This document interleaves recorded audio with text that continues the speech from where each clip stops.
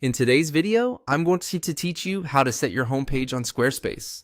If you want visitors to land on a specific page first when they open your website, Squarespace makes that very easy to update. This is useful if you've created a new landing page, redesigned your main page, or simply want to feature different content as the first thing people see. To get started, log into your Squarespace site dashboard. From the main menu, click on Website. This section is where you manage the core parts of your site, including design, content structure, and navigation. If you're new to Squarespace, just think of this as the area where your visible site pages are organized and controlled. Next, click on Pages. This will open the full list of pages connected to your website. Here, you'll typically see your main navigation pages, any hidden pages, and possibly utility pages depending on how your site is set up. Take a moment to locate the page you want to make your homepage.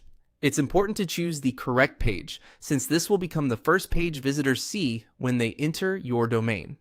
Once you've found the page you want to use, click the settings icon for that selected page. This opens the page settings menu where Squarespace gives you additional options for managing that specific page. If you don't immediately see the option you need, make sure you're clicking the settings for the exact page you want to promote as your homepage. In the page settings, click on Set as Homepage. This tells Squarespace that this page should now become the default landing page for your website. It's a quick change, but it can make a big difference in how your site is presented to visitors, especially if you're highlighting a campaign, service, or updated brand message. After that, click Confirm to finalize the change. Once confirmed, Squarespace will apply the update and your selected page will now function as the home page.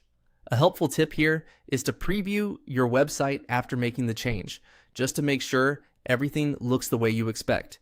You may also want to double check your site navigation and any internal links, especially if your previous homepage was linked in multiple places. And that's it. Your Squarespace homepage has now been updated. As you can see, the process is simple and only takes a few clicks once you know where to look.